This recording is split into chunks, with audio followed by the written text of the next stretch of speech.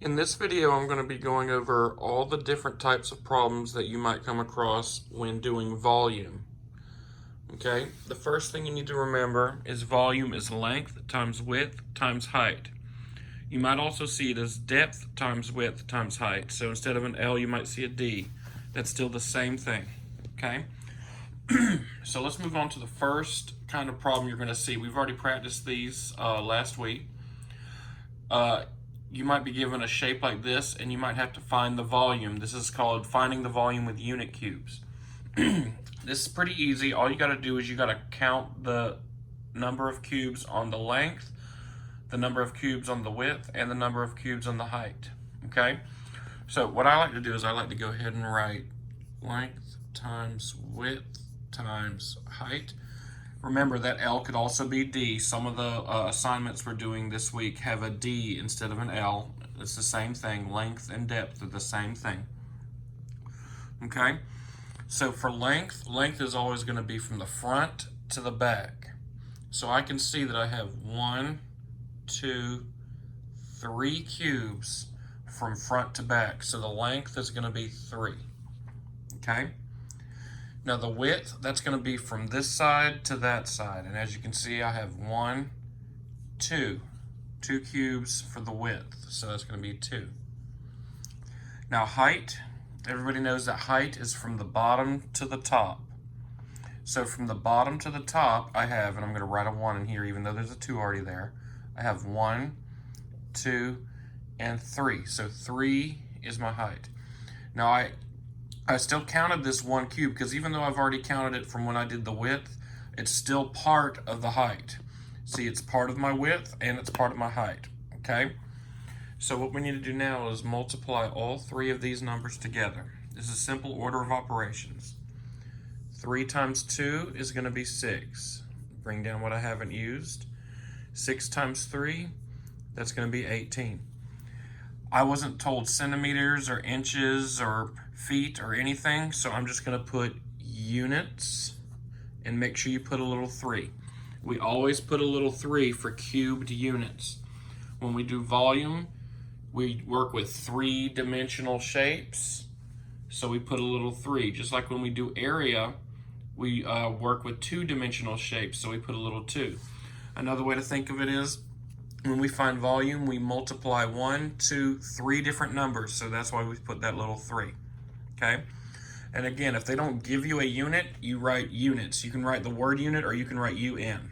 So the answer for this would be 18 units squared. Now look at this. Let's count the cubes on the top row. That's 1 cube. I'm just going to shade it all in. 2, 3. That's going to be 4, even though we can't see all of it. 5 and 6. So there's 6 cubes on the whole top row. Now if you look, we have 1, 2, 3 rows. That means there's 6 on the top, 6 in the middle, 6 in the bottom. So that would be 6, 12, 18. We still get 18 units cubed, or 18 cubic units, okay? Here's another type of problem that you're going to see. You won't be given the unit cubes like over here. You will be just given the shape. This is called a rectangular prism. It's a very good geometry word. You're going to be using that pretty much throughout high school. And this shape is pretty much the same as that shape. The measurements are different, but this is a rectangular prism just like that is. But we're not going to be using the unit cubes to figure out the volume for this. This time they're actually giving us the length, width, and height. And so this is actually a little bit easier for us. We don't have to count the cubes. They give us the numbers to multiply already. Okay? So I'm going to write length times width times height. Remember, again, that could also be DWH. It could be depth times width times height. Okay? So remember, length is going to be from front to back. So front to back is 4 inches. Width is side to side. So side to side, that's going to be 12 inches. And my height, how tall it is, this rectangular prism is 8 inches tall.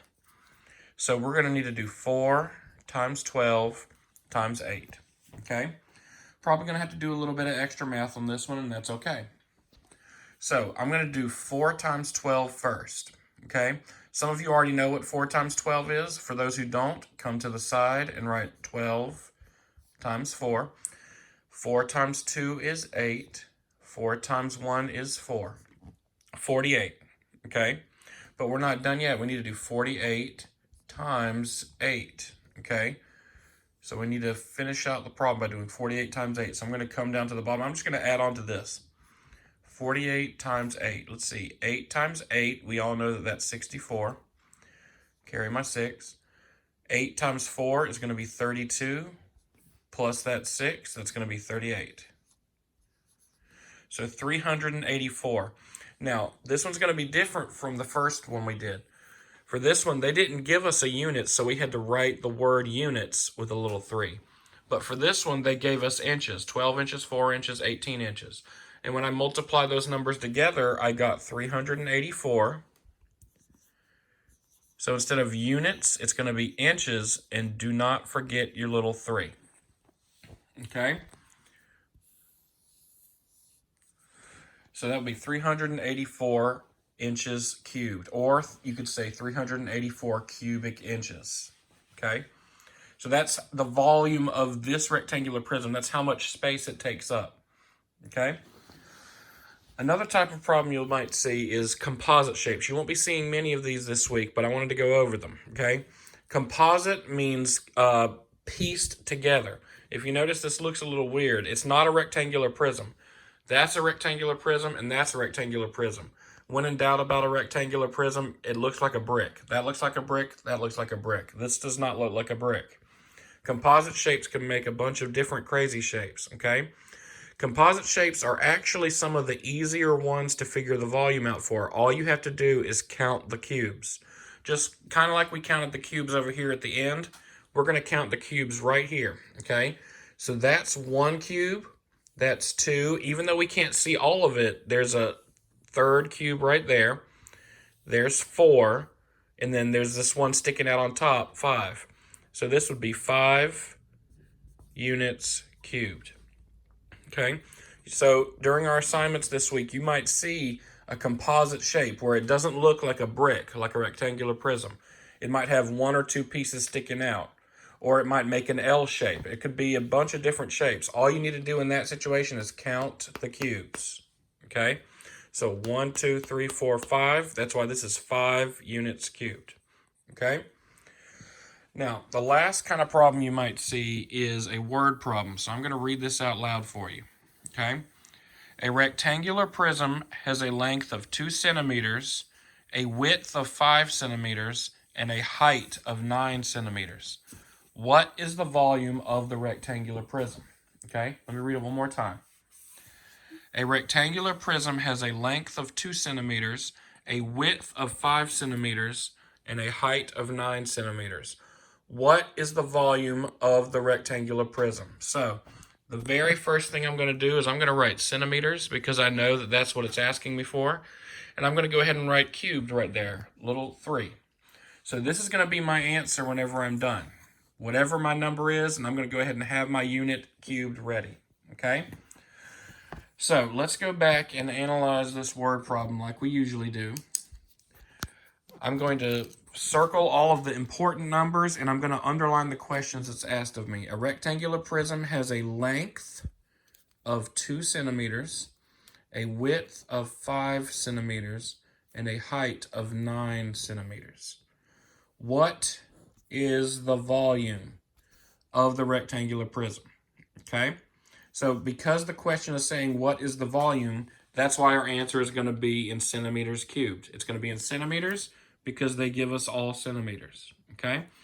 So I'm going to go ahead and write down length times width times height. Okay? So let's see. It literally gives us all of this information. It says a rectangular prism has a length of 2 centimeters, a width of 5 centimeters, and a height of 9 centimeters. So literally all we're going to do, what we've done with all the other problems like this, is we're just going to multiply, okay?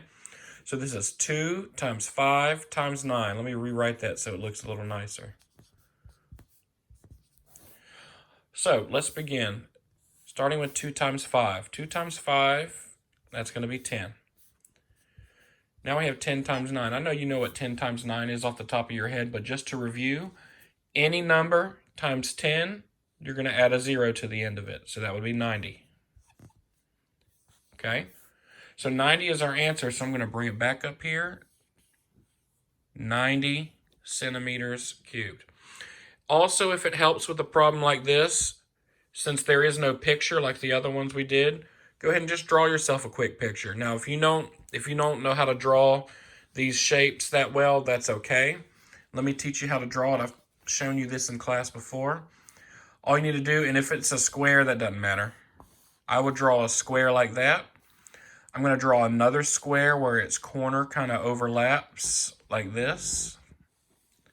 Then you're going to connect all the corners, just like that.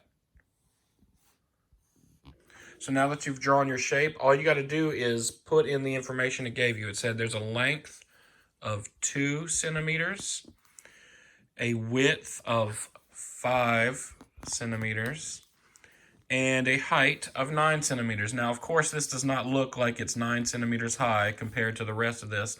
This actually looks like a cube. But for all intents and purposes, it doesn't really matter. Just draw your picture if it helps you figure it out. And then you can write down the length, the width, and the height. Okay? So those are the 4 types of volume problems you're going to see. Remember, you're going to see problems that ask you to find the volume using unit cubes. You're going to find a rectangular prism like this where they'll give you the information and you just need to multiply. You might get a composite shape that's a little weird and not quite brick-like, and you need to just count the cubes if in that situation. And then you'll get word problems where you need to circle the important information, underline the question, and make sure that you draw a picture if it helps. Then multiply and get your answer. The most important thing to remember when doing all these problems is that little 3. Don't forget to put the little 3 for your units cubed. Also, if they don't give you a units, like for example, if this problem did not give me centimeters, make sure you write the word units or just UN. Okay? That's it.